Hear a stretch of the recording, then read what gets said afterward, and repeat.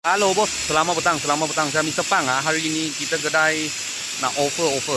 Okey, offer ini kereta tahun 2002 Honda CR-V 2.0 punya. Harga jual 7,800 cash body lah. Okey. Lepas tu cuma cat tak cantik kereta ni. Saya sudah test drive berapa lah. Saya ambil pergi isi minyak. Okey, kereta ni all wheel drive 2.0 punya.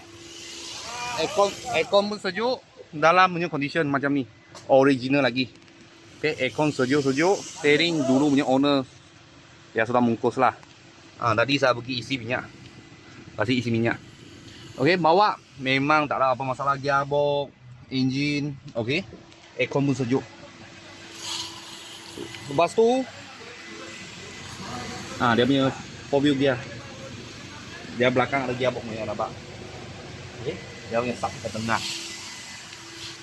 Okey, belakang macam ni. Tahun 2002 tahun 2002 Honda CR-V 2.0 punya.